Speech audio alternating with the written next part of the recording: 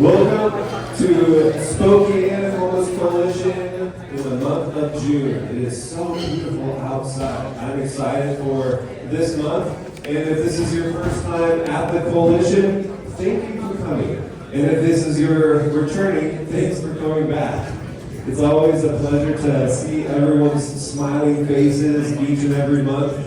And I'm happy to be your host as one of the leadership members, along with Barry and Rob in the back booth. And we have some new leadership members who I think we'll introduce in August. So side note, we will not have a coalition meeting in July because it falls on July 3rd. And I'm imagining some folks would not come.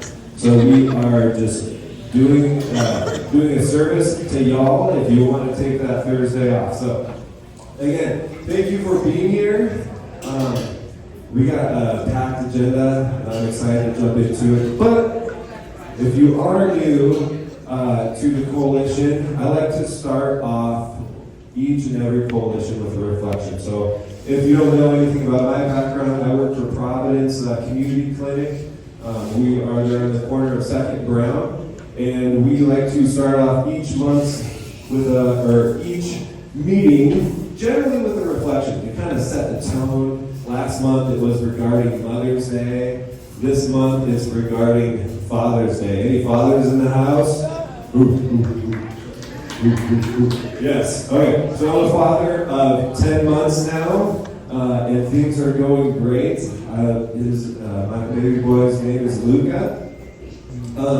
But today's reflection and each reflection is generally geared towards Providence mission, to be an expression of a father's healing love witnessed through the ministry of his son, steadfast in serving all, especially those who are poor and vulnerable. And so, given the nature of Father's Day, I know last month I read the Giving Tree, which there were some tears. I was almost teared up reading the story to y'all. But this month I wanted to share, so I was raised by a single mother, just a little bit about my backstory. And part of being brought up by a single parent is you learn to glean out certain characteristics of other people you see as father figures. And one of those father figures mentioned in Providence's mission is about a father and a son. And the story goes that there are two sons in this story. And you can see the action, the stages of change play out through this story. And one of the sons asks his father for his estate, goes out and spends his estate, all of his inheritance, his money, and so forth.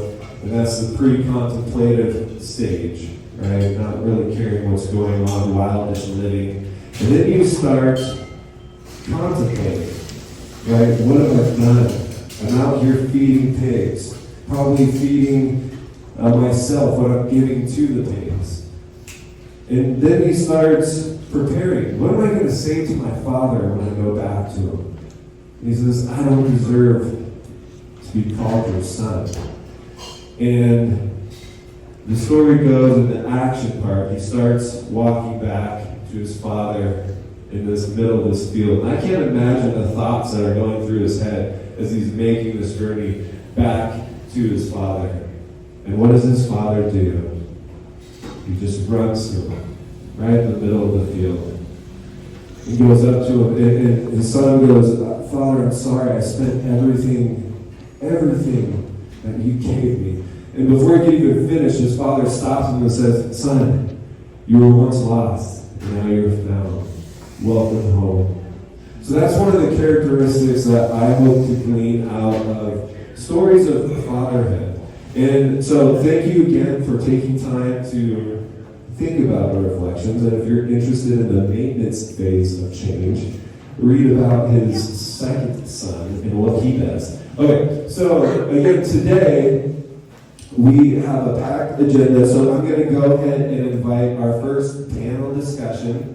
So those of you who are involved in the encampment resolution, will you please make your way up? And I believe how there was a change with the representative from Compassion Addiction Treatment, and Hallie plus plus, what's your animal's name? Oh, my foster dog is Blaze. Awesome, Hallie and Blaze. Okay, do we need an extra chair? Here, you can go ahead and take my chair. And I'll just kind of roam, because at the end of this, we're going to do some Q&A as well with the audience. Oh yeah, you can tell by our panel that it took a lot of work to go into this encampment resolution. So you should have a microphone right there on the floor. We'll start on this side, since this side is the closest to me. And it should be on. You just gotta put it real close to your mouth. A little closer. Yep, introduce yourself. We'll go on down the line. Introduce yourself and your role in the encampment resolution. Okay, thank you for letting me be here today. I'm here with the city of Spokane. I work for law enforcement, so I am an assistant chief for the Spokane Police Department, and I work hand in hand with housing and with Julie on some of these encampments and how we can best approach and support folks that are out there in need of assistance. So that's our role today. Hi, I'm Hallie with CAT. We initially worked in the encampment process with peer navigators, and we moved into providing 2 transitional homes and opened the sobering center that we operated for 2 years and just closed on May 31st. Julie Garcia from Jules Helping Hands. We are the outreach for encampment resolution, which means our job is to work with the police and with the city in locating an encampment, assessing an encampment, and then resolving the encampment. And we follow the direction of the city, but we're the initial opening to encampment resolution program.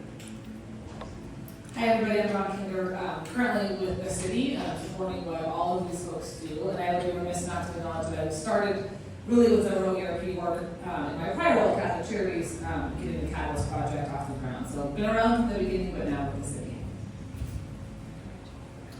My name is DJ. I work with Jules Helping Hands. I am the one that oversees our peer outreach team.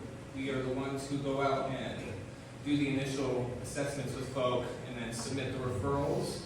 And then once those referrals are submitted, after they choose from the options that we have at hand, then we go and locate them again and then get them to the places that they need to go. Hi, I'm Stacey Wells with the Spokane Low-Income Housing Consortium. Our role has been to manage the data and the referrals through the sort of continuum of housing options that were provided.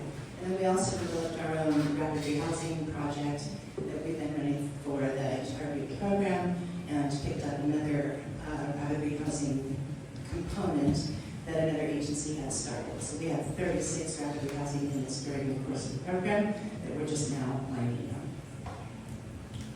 I'm Gordon Wright, the director of the Catalyst Emergency Support Housing Program. We are an old hotel in Sunset Boulevard that has 78 rooms, and so we receive referrals from the outreach team. And we can house 78 to 110 participants at any one time. And my name is Barbara Bowman with the Empire Health Foundation, and Megan Michello is my predecessor to this work, and she helped pull all of this together. So the unfun stuff behind the scenes, helping coordinate everyone from Camp Hope days, the resolving of Camp Hope, to the current encampments today. So we work with everyone, convene the meetings, process the invoices, all that kind of stuff. So thank you. And so can you give a Cliff Note version of where we started from to everyone to where we are at right now? Yes, Dawn. Okay, sorry. That wasn't totally interesting. The Grow ERP, which is the right of way, now calling it Encampment Resolution ERP program, has been administered by the state for some time to address homelessness on public right of way, in particular washout land, the Washington State Department of Transportation. Spokane didn't see its first real influx of those funds until the state took action to help us address Camp Hope. And so at that point in time, a significant amount of cash was brought to Spokane to help stand up the Catalyst project, rapid housing units that Stacy mentioned, and then additional projects with CAT, Jules, and Revive. And then we knew that over time, those funds would slowly decrease to kind of a permanent, sustainable level. But at that influx point, we were able to buy real property, do a lot of rehab on that property to create permanent housing units that will remain in the community for folks exiting encampments. So over the past 4 years, those funds have slowly kind of dwindled. Starting on July 1st will be the first time that we're operating at kind of the permanent, assuming the state continues to honor that funding level, which for Spokane is about $8 million a year that we'll continue to receive to support the existing housing projects, as well as to continue to do some of the encampment response work. So going forward, what will be funded is the Catalyst project that Gordon mentioned. The Revive will have some TH and PSH units available for Row ERP, and then we will have about 20 units of PSH that will be new to the program starting in July as well. And the city is finalizing some details on how we can continue to fund the outreach and assessment process so that we can continue to be responsive to those camps. I would say that, obviously Camp Hope is probably the most known of the camps that have been responded to through this program, but we've also done 7 or 8, possibly 9 others since the lifetime of the Row ERP project. The one immediately following Camp Hope was on Adams and 3rd-ish, kind of behind Hope House. About 6 months ago, for the first 3.5 years, the state had to determine that an encampment was something we could respond to, and it had to be on WSDOT land, which kind of limited where we could be responsive to. About 6-ish months ago, the state decided to give the city the ability to designate an encampment, and broadened our ability to include city-owned land, which allowed us to be far more responsive. So in that time frame, we've done 6 camps in the last 6 months, which is a lot quicker than waiting on the state to tell us yes, which has been very exciting. And the partners have been really incredible about being responsive in that vein, and so we'll continue to have that capacity in July. The city just needs to finalize some details on how we'll fund the outreach piece that Julie mentioned. The one group that's not here today as well is a consulting group that you've probably heard of called I2 Strategies. They are who the state uses to create what's called a by names list, or the badge list is kind of what it was referred to for Camp Hope. So also working with that group of folks to see how we can continue their services so that we can continue to meet the requirement of outreach, by names list, and then referral for services. So it's a pretty regulated space, and there's a very specific process we have to go through that does end with SPD and code enforcement doing some cleanup at the end. But overall, that's kind of the history of how we got here, and super excited that Spokane now has a permanent allocation, which we did not have before Camp Hope. So. Yes. And Julie, speaking of outreach, how has outreaching these encampments, now that Camp Hope is no longer Camp Hope, and maybe from your perspective as well as from Steve's perspective, and working with I2 Strategies? So from my perspective, I understand that enforcement is needed in some occasions, but how can we do that compassionately where we're not just moving people from one site to a block away? So how this program works is we don't start an encampment until there's actual rooms and beds available for each person in the encampment. So we're not going to an encampment and saying, y'all gotta move. We're saying, here's 5 days you have for these options. And we give them a list of their options, client choice. So whichever one they would like to engage in, our job is to assess them, make sure that they fit the requirements for that program, and then move them to that program. So the timeline is 5 days. So we will resolve the encampment within 5 days, and then allow the police then come in and remove folks that don't want to participate in services. That does not ban them from the program. The next encampment we do that they may be at will offer the same services to them at that point. But this has proven that encampments can be resolved without it being traumatic to everyone involved. I'm not saying that removing the encampment at the end isn't traumatic to the folks that didn't participate, but we're giving them an opportunity to a different option before we are asking them to move. Yeah, just following up on what Don and Julie said. The law enforcement aspect should always come in at the end. We shouldn't be the one going first and saying, you guys have to move, you have to vacate this area. What our goal is to partner, have that collaboration with groups that we can call in and say, which we do. Julie, we've got an encampment. We'd love to have you guys come out there, try to engage, try to make connections with, and help those folks that are willing to go into housing, go into treatment. And then they call us back, basically say, we have made connections, we've connected with 15 of 18, willing to go into housing, into treatment, into a medical facility. These last 3 are not willing to participate. So then we will come back in and give options. You can't be here any longer. Here's what happens. You still have these options to go into treatment at any time or into housing, and we will guide you there. The last thing we want to do is criminalize this. So we do not want to leave those folks there and have to come back and arrest or write a ticket or a summons for them. We want to find them a place so that they're safe and secure, and then the citizens who are calling in complaining about it are happy with the outset of it. And so our goal in this, in law enforcement, is not law enforcement, but collaboration with these other groups so that we have the connection and engagement.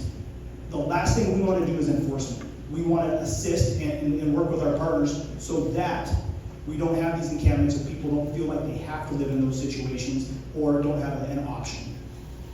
And Hallie, how has treatment been involved in this process?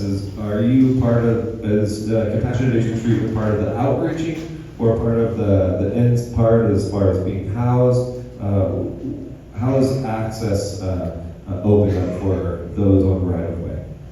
So during our involvement, especially, we were initially at Camp Hope, engaging directly within the camp.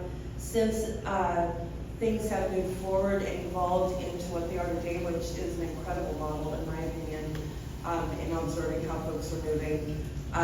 When Julie's team has identified an encampment, that encampment's been established as the next project. We have members of our team go out to the encampment with Julie's team, as do the other providers, and meet with folks so that they can get to know us and we're not this unknown thing that they're trying to choose. And so that's how we participated. However, our contract has ended and we are no longer part of that. But why it was so important is the streamline into sobering services. If somebody wants to go today, we can take them there today. And we don't have to continue the outreach process to them. We soft hand off to an appropriate intervention. And the sobering center has been an appropriate intervention for people who are contemplating recovery and those moving forward in recovery need a space like this. When it was opened up to the community this last month, it was full every day. That is true. So the Sobering Center has been limited to the by names list. And about 3 months ago, Commerce allowed us to accept anyone within the community. At that point, it became full every night. So primary services that we provided at the Sobering Center is SED assessments for people who would like to look at entering into a more formal treatment setting, navigation into residential treatment or outpatient treatment, into medication-assisted treatment programs, whether that be methadone, SRHD, or CAMAS, or MAT in a variety of different settings. And it was really impactful being able to provide a model that I haven't gotten to experience when I was navigating folks, and that we were able to keep folks as long as they needed to be there, as long as they identified they needed to be there, because it wasn't a billable Medicaid service, so it wasn't based on the really stringent medical requirements. And so it gave us time to really get folks where they wanted to be. It was incredible. DJ, can you talk a little bit about the role as far as outreaching folks and getting them into the placement? Maybe both of you guys can share a little bit about the Catalyst work as well as referrals and how to get folks into there. Yeah, so when there is an encampment that has been named by the city, we go out and we connect with folks generally beforehand. There's a little bit of pre-gaming that goes on where we go out and we engage with folks to see if they're open to any kind of services at all. Then when I2 Strategies comes out, after we've established that there are people that want services, they come out and generate the by names list. Then once there is a solidified by names list, we go out, me and my team, and we use our assessment tool that we have developed. Cheryl built it out. And we're able to collect all of their demographics and everything, all of the necessary questions for doing CMIS and also submitting the referrals for whichever options that they chose, because it's client choice. So then we go back to the office after we've engaged with the folks and gotten all of their demographics, and then we do the back end work at the office and get them all uploaded in CMIS, and then we submit the referrals over through CMIS that then go to Slick. And then once all the referrals are processed, and depending on if they were, if their background checks came back and everything like that for the Catalyst, then we go back, make contact with them again, and then get them into the next step of stuff and get them into the Catalyst, or we connect with CAT, Revive, we do soft handoffs if that's the option that they want to go with. And so after about 5 days, then of course the list is coming to an end. So whoever didn't get enrolled in services, because people disappear, unfortunately, that's one of the realities of it, is folks are real transient, so some people miss out on it. But yeah, so. And Stacy, how does that process work with Slick? As far as determining who's eligible, so it sounds like the referrals are processed in CMIS, Community Management Information System. Is that right? Yes. Okay. Yeah, I think we're back to calling it the HMIS now. Same thing. Okay. Y'all know, it's my home. Thanks, Dawn. At this point, it's a really, really well-oiled machine, and the folks at Jules, all of the staff are excellent at sitting down with folks and filling out all the paperwork. So we have interagency agreements that folks are signing, the HMIS user agreement that they're signing, the applications to the Catalyst, and they're uploading all of that paperwork. And then when we see that those applications to those services have been submitted, then we come in, make sure all the paperwork is in order, process the referrals and send them out either to Revive for their transitional homes that are still operating under this project, or the Catalyst. We were sending things to the Sobering Center until the end of May. So yeah, this has been a long process. It took us a minute to get all of the sort of paperwork and processes in order, but now it is, it's an impressive machine, and I'm really sorry to see it go. I want to really shout out Jules' team for the work that they do, because I haven't had to kick anything back to them in months. And Gordon, what has the Catalyst been looking like? As far as what are you seeing over there once folks are coming in off of the encampments? Are people staying? So recidivism, folks coming in and out there. What is the Catalyst looking like? I'd say that one of the things that the strengths of the Catalyst is that we offer a private space for everyone. So immediately after exiting the street, instead of going into like a communal shelter setting, you have a room with a door that closes. And I think that security is a huge part of transitioning from being a trust. Like the idea of having autonomy of space, security and belongings, a private bathroom is a huge part of why we've been able to retain people, why we've been successful graduating people into their own housing after they leave the Catalyst. And so this whole motel to shelter model is kind of fascinating, as I think it's the more compassionate and kind of the modern evolution of shelters. So. And so is the Catalyst considered a permanent placement for folks? No, it's not. We're emergency supportive housing, and so we operate similar to transitional housing, right? So we have holistic wraparound services, we have SUD professionals, we have supportive housing navigators, we have peer support specialists, we have healthcare coordinators, we have all these folks. As we take people in, we sort of assess where they're at, what sort of needs they would like to be addressed, because it is all participant choice. And then help them get to where they can be successful once they are placed in permanent support housing. Is there a time limit? No, that's been one of the real strengths of the ERP and road program is there isn't a hard deadline on how long folks can stay. Like they can move through we have a phasing program at the rate that they need to move through without the sort of pressure of saying you have to be out of here in whatever time. And before we jump into Q&A, Don, last question from me at least, is contract renewal. So you mentioned that funding is being more consistent now. What does that look like as far as the current system? Do contracts go out to RFP like through the CHHS department, or are they automatically renewed with these funds? Yes, this is a unique kind of contract for us to operate. These funds do not go out to competitive RFP.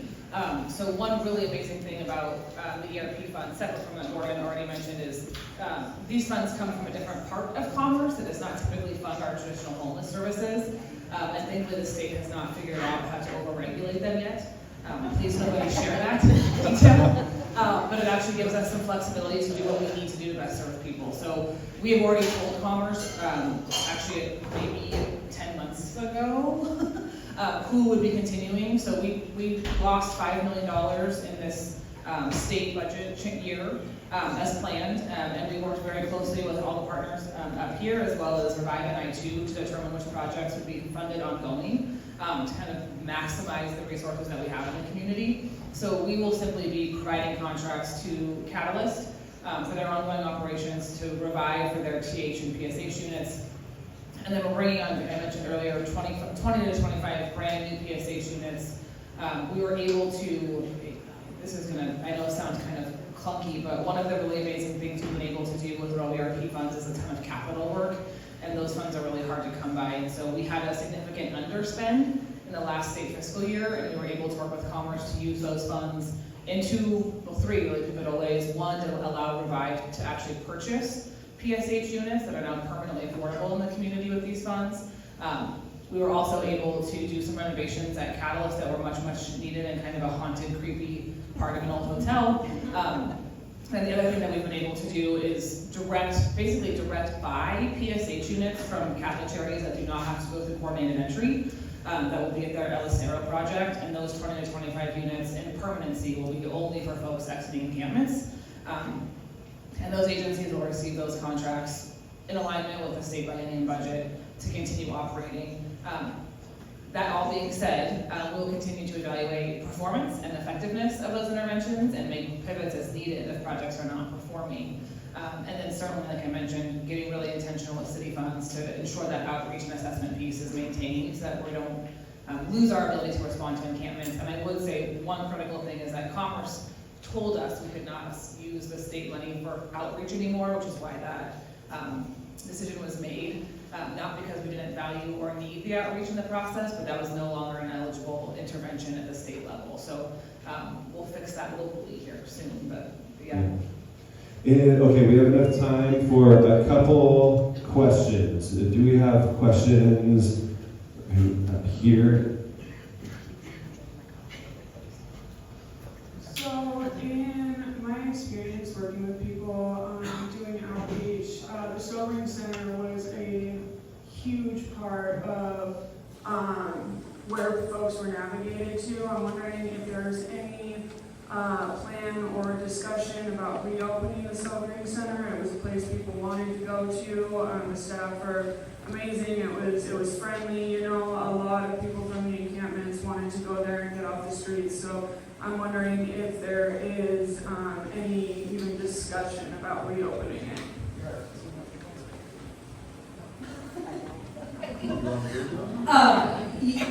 There's a lot of ways to answer that question, if I'm being honest. I think the answer is yes. We know as a region that we need far more sobering beds than we have. That is not lost on us. I think a really big challenge with the Rural ERP dollars is it can only serve people on the bienniums list.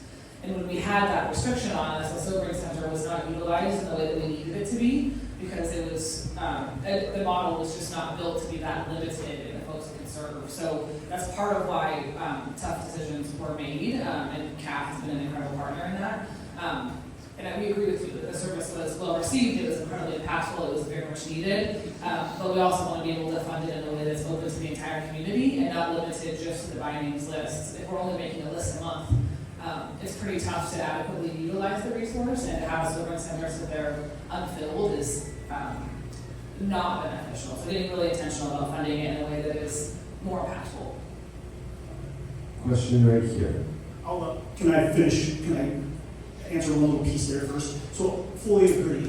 What we're looking at doing down the road is finding a sobering center where there's no wrong door. If law enforcement, if outreach, if somebody walks in, if they need sobering, they've got to have beds. If they need medical, they're going to have a medical wing. If they need drug addiction, they're going to have that.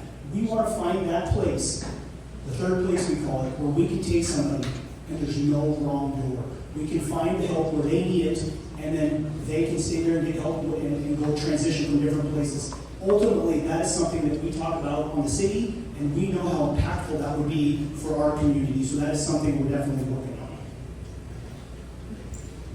Okay, my name is Catherine, and I'm wondering, are you using STARS at all? Because they have a service center, and are you using any of their beds? So for the Row ERP, it's specific on what services we refer to, but we also utilize our community partners. We have utilized the Way Out Center. We have utilized the scattered site shelter model.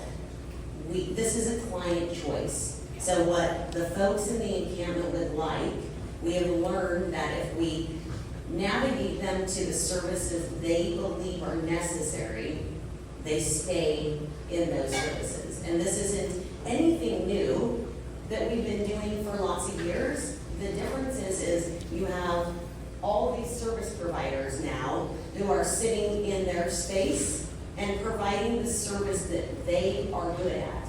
We are good at outreach. I am not an SUD provider or a recovery specialist, but I have a community partner that is. I don't do housing, but we have a community partner that is. I can't coordinate all these providers, the city is. So what we're really good at is collaborating and staying within our lanes to help people get to appropriate interventions. Instead of one of us up here trying to be everything, we are not. We have a trust built among this group of providers where I don't feel uncomfortable soft handing off to Gordon at Catalyst or Hallie at Revive or Josh at Revive. Like all of these programs work together. And then we meet weekly to talk through what our next one looks like. So everybody is on the same page. Nobody is doing something outside of the process. And last question, by names list, what does that mean? Oh, good question. So the by names list is a term that just means literally your name is on a list. And in the encampment program in particular, it means that when I-2 comes in, they will create a by names list of everybody who's on site in that 1 to 3 day window that they are there, depending on the size of the site. And if you come in on day 4, your name is not going to get onto that by names list. And then what that gives DJ and his team is a direct list of folks who work right down the order of, okay, we've got person A here, person B here, and those are the folks connected. But it's actually kind of like the old school homeless management from 20 years ago when they had by names lists. And then HMIS came in and replaced it with data software, and then we said that's really complicated if you're out in the field, so we're going to create by names lists. So it's literally just a list of names. The really cool thing that I would say that this team has done with sometimes by names lists are very complicated, as you know, folks don't always give, they might give a street name or some other identifier, and so what's been really great between I2 and Jules is they have come up with a variety of other indicators on the by names list so that we can really be intentional about identifying the right people at the right time, which has been very, very helpful. It also allows us sometimes to identify folks that might have been here when the by names list was created, but then DJ sees them 2 days later someplace else, and we go, oh hey, you're this guy, you're on the by names list, let's go. But it's literally just a list of names and folks who were there during the window in which the list was open. Once the window was closed, you were not able to be on the list. Yes. You guys, if we could give a round of applause for the work that has been done. Thank you all so much for coming. We're going to have quick updates right now from the city, the valley, and if there's a county, and Barbara, you can stay there. Dawn, do you, since you're with the city, I mean, you and Barbara can stay up here. Eric, welcome. Thanks for making it. Did we have any more from the county? We haven't had county in a couple months. Okay, we'll reach out. Don't worry. Dawn, I know you gotta leave here soon, but are there any updates on the city's end? I know we were the point in time count got pushed out, and then needing to report out on that. Where are we at with that? Yeah, so HUD, so one thing people might not realize about the point in time count is HUD has to open this portal that we enter all of our data into before we can publicize it. And they delayed that opening substantially this year, which is why the point in time data has not been released yet. HUD did open it about a week and a half ago, and that data is now due to HUD on June 13th. So the team is working feverishly on getting both the HIC, the housing inventory count, and the point in time count data, which are both due at the same time, into that system, and then we'll plan to be able to make that public by the end of the month with the goal. I will say that the data we submit to HUD is very raw data, so it's not the same way you all want to receive it. So once we submit it to HUD, and HUD gives us the green light, it does take us a little bit of time to turn that into charts and bar graphs in very digestible formats. But hopefully by the end of the month, that data starts rolling out. Yeah, that's the point in time. The only other big updates I would offer are that our state budget came in better than anticipated. We did not get cut the way that we had feared we might get cut, and the way that some of the narrative had been leaning. So individuals who had state contracts that were long-term contracts have received their notice of intent for renewal, which is great news. And then we will be putting out some RFPs over the summer, hopefully 3 of them, that will go out hopefully the end of June, with additional state resources that were not already committed that will be available, particularly in the areas most likely, because it's not permanent yet, but the most likely intent is to do some eviction prevention work, some increased outreach work, and then some navigation work. So good news with the state budget. And we did receive on the federal budget, we operate about a year behind the true federal budget. And so we did receive our federal contracts for this year. Next year looks very risky, but for this next 12 months, we did receive our anticipated allocation. And one of those 3, part of the state funding, part of the 1590 as well, the behavioral health.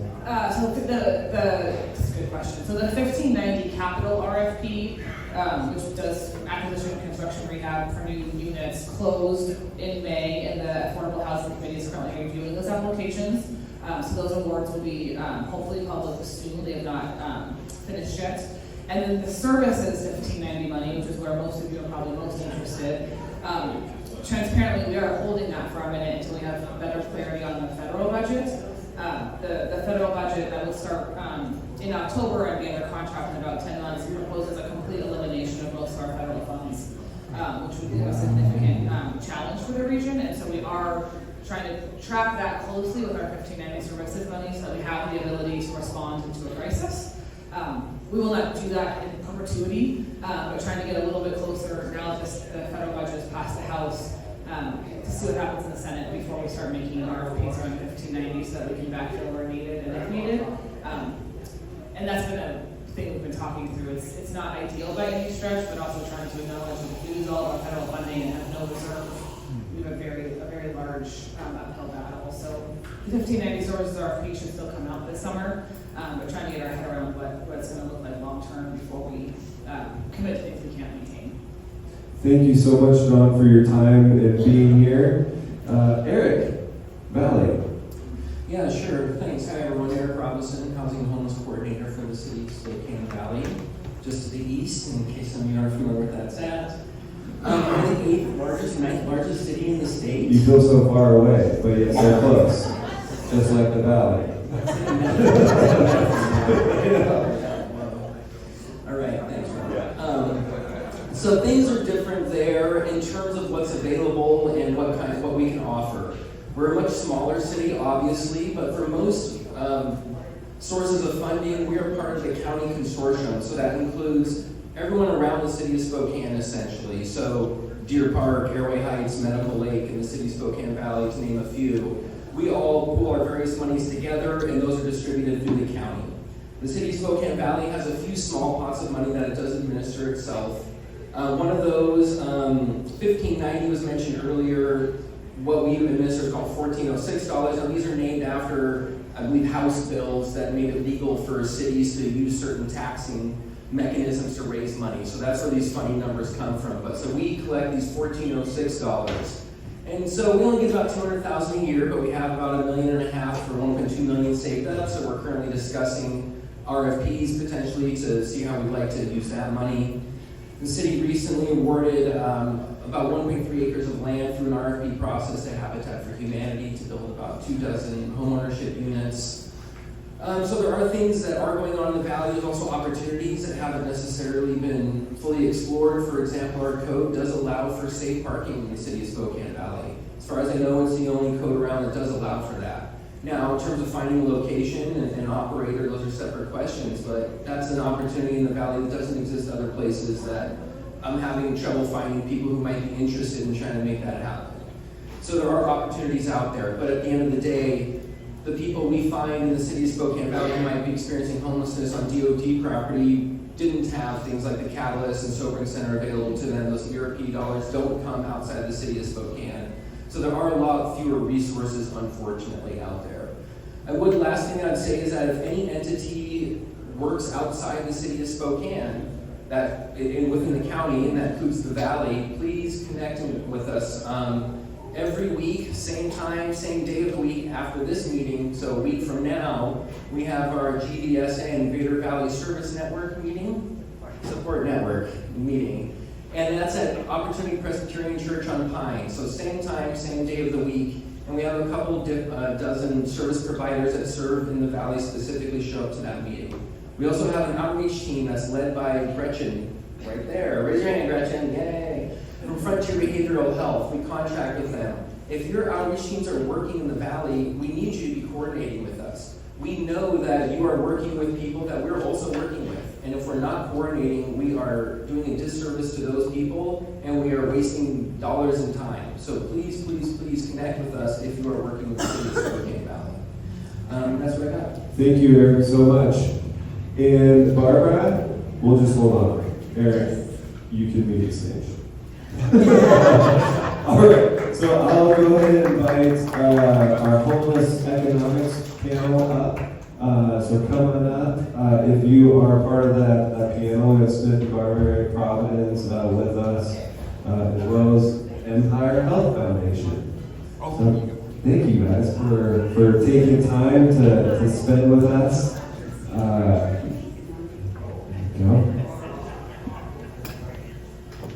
And this is you. So if we could go down the line, and I know in the email, we were supposed to also have a representative from the business as well with Gavin. He frequently comes to these as well, but he forgot his wife was graduating, so we could all laugh about that. So that's why he's not here. So if we could go down and talk about who you are in your role at the organization you're with, but then also as an icebreaker, since it's Father's Day, your favorite father on TV.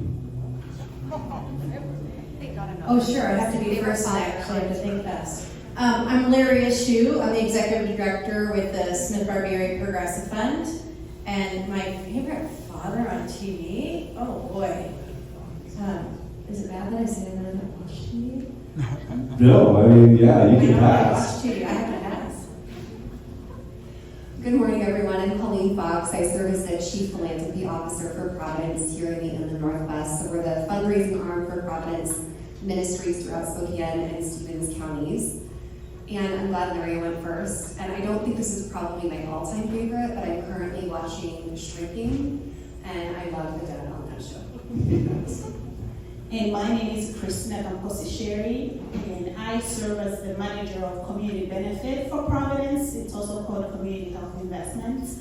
And like Colleen, I serve Spokane and also Stevens County, and my role is to pretty much grant funding for our community partners, and we'll talk a little bit more what that looks like. Father TV, I barely watch TV, so I'm going to talk about somebody from Malawi. You're not going to know about Mr. Peary. Barbara Bowman, I'm representing Zeke Smith, who is the president of Empire Health Foundation here. He couldn't be here, he has another commitment today. So, yeah, we are a funder that was formed 15 years ago from the sale of Deaconess and the Valley Hospitals. And so we also subcontract with Commerce and the city for homeless service grants right now. And so favorite father on TV, I can't even think of a favorite father, maybe the guy in the middle. I kind of like him.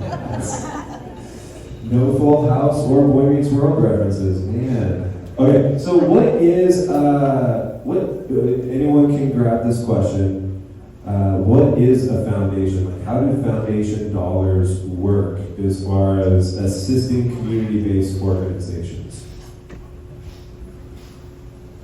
Well, Smith Barber Area Fund is actually probably a lot different than most foundations. In our case, almost the entirety of our foundation is based off of Sharon Smith and Don Barbieri's personal wealth.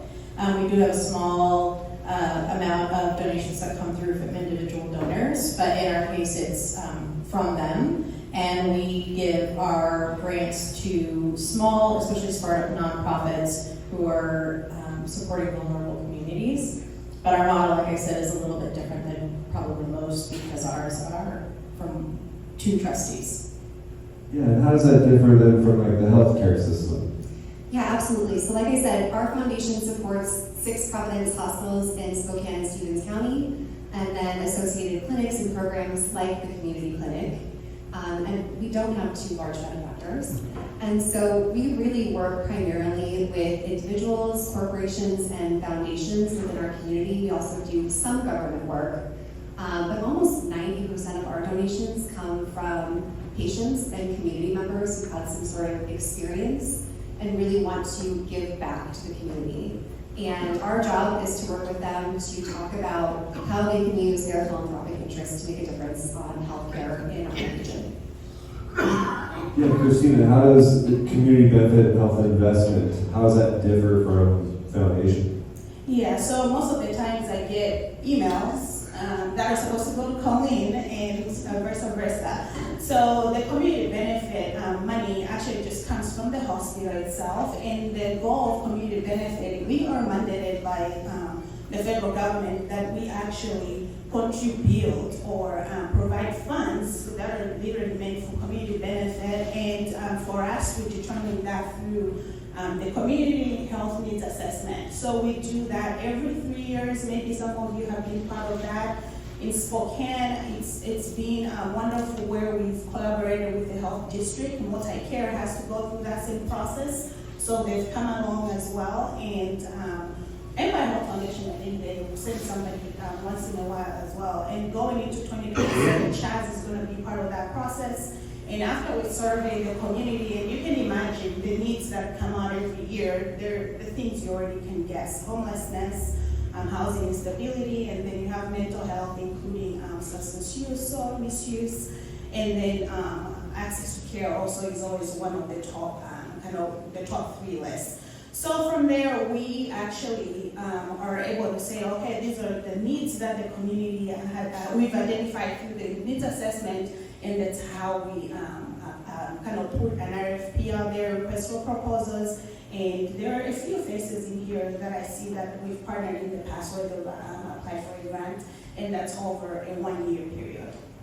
Well, if I can jump in, people sometimes describe us as kind of opposite sides of the same coin, but I really see the foundation and community benefit working in partnership. So Christina's work in the grant making is trying to get upstream and make sure that we're meeting the needs of the community kind of in the community, where the foundation really supports the more acute needs so that when people do end up in care, we're able to provide that really world-class care for them.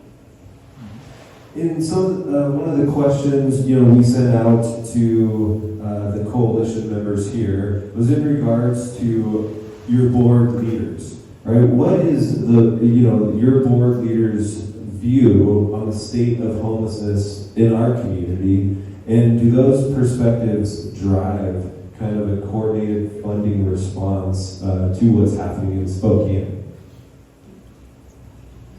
I can make Larry go first. Well, I'm happy to kind of take a first shot at this, and if I can, I think I'll expand forward to kind of talk more holistically about donors that we work with. And as I was reflecting on this question, I think there's really kind of 4 motivators that drive people to contribute to the cause of homelessness. One, I think, is ecumenical. We have a lot of donors who contribute to the community clinic who really are inspired by the ministry and the mission of Providence to serve as expressions of God's healing love. So I see that as a motivator. Really correlated with that, we have a lot of donors who have a profound interest in health equity and social justice. I think about some of our foundation partners who've made large investments. That really is kind of the motivation behind it. We have corporate donors who, quite frankly, have a much more economic interest in resolving some of the challenges around homelessness and the downtown area. And then when I think about our board and the hospital specifically, as you can imagine, being a healthcare organization, their focus is really on healthcare. And when the community clinic was envisioned, a huge part of that was around making sure people were getting care at the appropriate site of care, to really think about ED utilization, to make sure that the patients who present at our emergency department are really the patients who need to be seen in that placement, and to try and sort of make sure that patients who were more appropriately treated in a community clinic setting were getting that care at the right place. So I think those are kind of 4 different motivators that have contributed to think about how we contribute and work towards this issue as a health organization.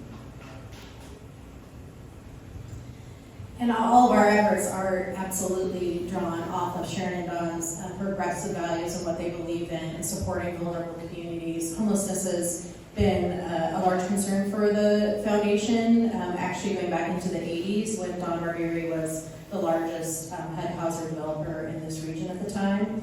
And so that is at the heart of what we do, and all of our decisions are based on helping the most vulnerable by way of not only funding, but by being an advocacy organization as well to get into housing. And from the Empire Health, is that any sense on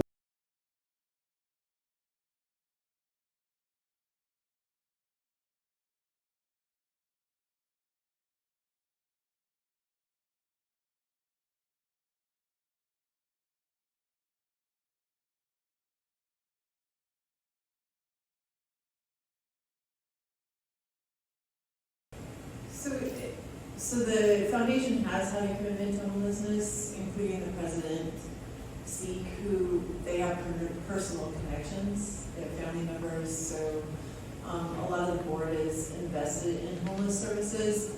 The foundation focuses on health equity, that's what it was initially formed for, and we have a strategic framework focus on that you can go to our website and find this information. You can also follow up with Zeke and ask these questions as well for more information.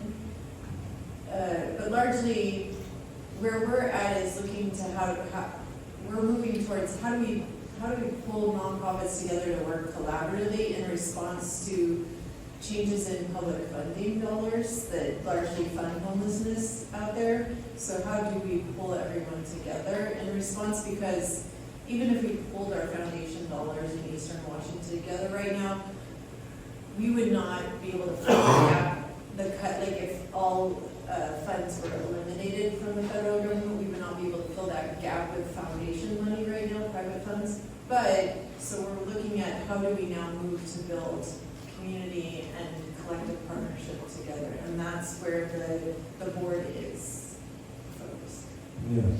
And with the potential, go ahead, Christina. Yeah, I just want to add that for me it's easy. Like I don't need to convince anybody on the board that this is where we need to be funding, because again, it's in the data. We go to the community and this is what the community is saying, and you can see it. And if you're really paying attention, that's not something you need to be told. And then I also want to add that though we are a healthcare organization, yes, we want people to be well, but we also look at the definition of health from the point of social determinants of health. So people who are houseless, our neighbors who are houseless, they also have other needs, and we know that the hospital is not really a place where they come to heal. And if you don't have a place to really recuperate, that's not going to happen for you. So that's why we have partnerships with folks like Julie, who we put people in respite care, and the board has been supportive of such models because we know that healing happens in those places rather than the hospital. And any hesitancy with foundations or changes to foundations, I guess giving or receiving funding based off of foresighting cuts in funding. We just heard from the city that local dollars or state dollars didn't change too much, but on the federal level, still kind of waiting to see confirmation in budgets. Any changes with that foresighting what could happen?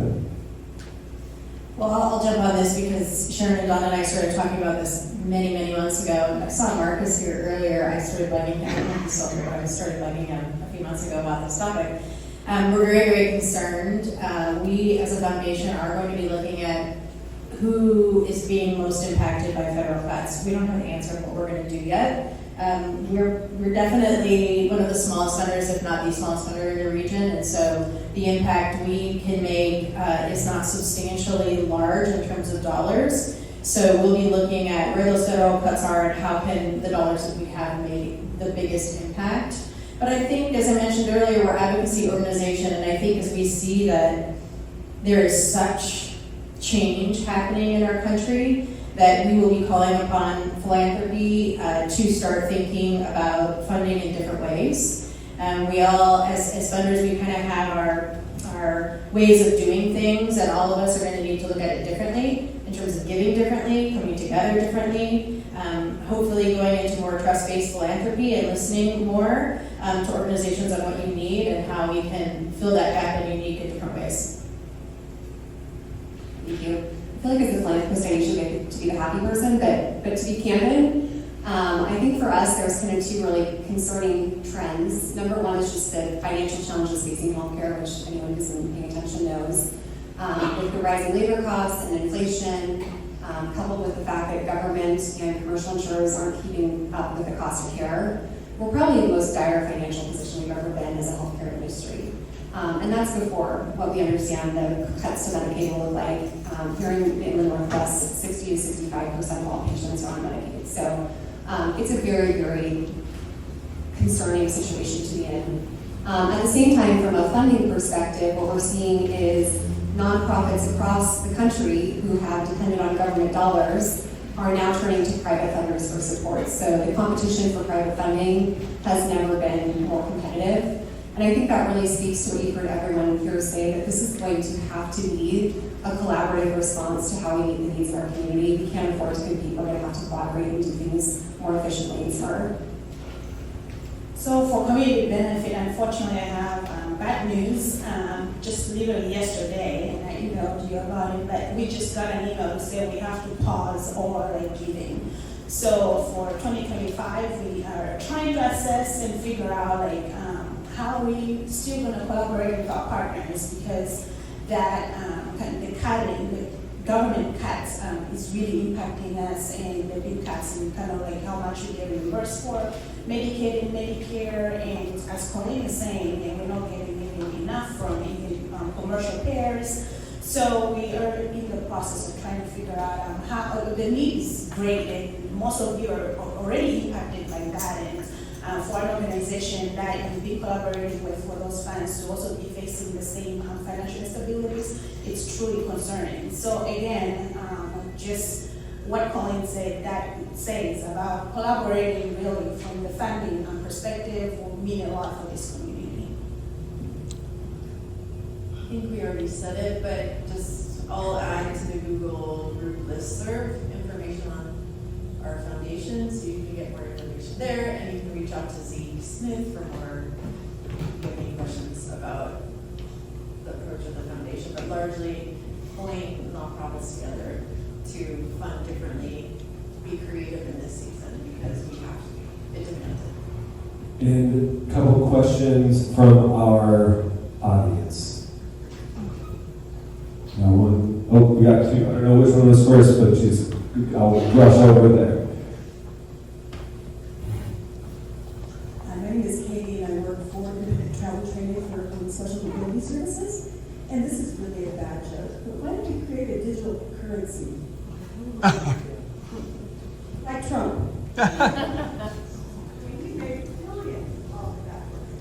Thank you for that comment. Over here, question. Hi, I'm Shannon Bedard with Northwestern Housing Alliance. I want to thank the Smith Barbieri Fund for a recent award. I guess it's not so much a question. I'll find this. So, our organization, Northwestern Housing Alliance, has already been deeply impacted by these cuts. And I implore you to please Google the skinny budget. Skinny budget 2026, PDF, online, you can read it. There's a cover letter by Russ Spott, which explains the goal and the end game of this strategy, which is to decimate all this work that you are doing. Now, Northwestern Housing Alliance relies 90% on HUD funding. Our funding was frozen in February for work we'd already done. Because if you work for the federal government, you do the work, then they reimburse you. It's quarterly. We answer thousands and thousands of calls about housing situations that are not fair. And many of those we're able to accommodate through, most of those folks are way, way below poverty line, average $12,000 a year. Yes. I'm getting there. And they will end up in your programs if we don't stabilize them before they hit the street. My question is, because we're not a legal aid organization, and because we're organizations, we don't land anywhere in the private foundational world.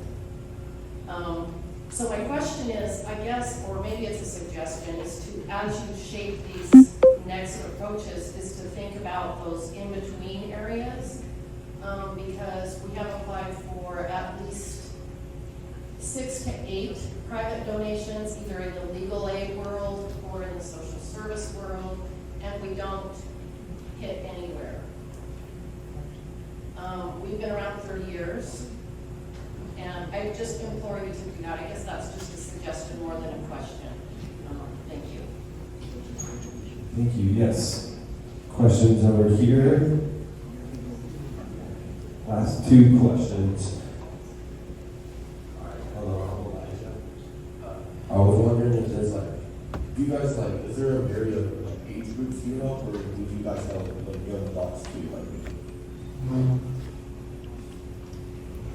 We help all ages, so 0 to, what's the world record at 126? Yeah, as a healthcare organization, our mission says we are steadfast in serving all, especially those who are most vulnerable. So we serve everyone from newborn babies to end of life. Empire Health Foundation funds nonprofits that do support the working with youth services and so on. Last question. Thank you. My name is Alicia Curry and I'm also with Providence. My question is related to healthcare specifically. So outside of behavioral health and outreach needs and the services that are offered in the community by partners like CHAS, what would you say is the biggest gap in healthcare needs for this population? Truly like acute incidental, primary care specialty, and how do you see us, if we're able to improve utilization of those services through some of this funding, how do you see us sort of making a bigger difference long term in addressing the household crisis? Christina, you're thinking the chicken, because you go into first. I'll just jump in from our foundation's perspective, because we all know that experiencing homelessness happens at every age. And a concern that we have as a foundation is the lack of mental health care for children ages 5 to 12, which definitely impacts our homeless foundation and the fact that this region has very, very little. That's our biggest concern.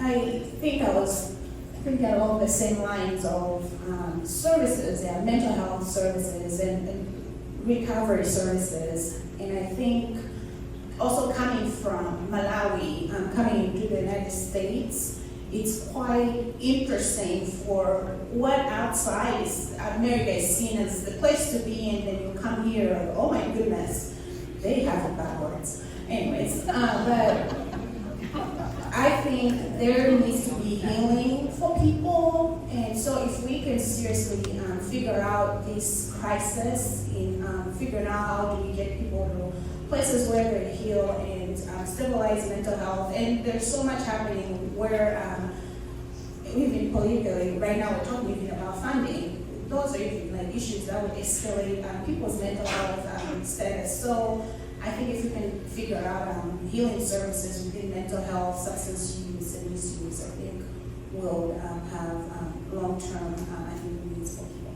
Well, I think one of the big shifts we've seen in healthcare over the last decade is not thinking about healthcare as happening in a hospital. That's why I admire Christina's work and Robert's work is, especially with people who have distrust of large institutions, which many do, rightfully so. It's meeting them where they are and providing that community-based healthcare before it becomes emergent. And EHF, any?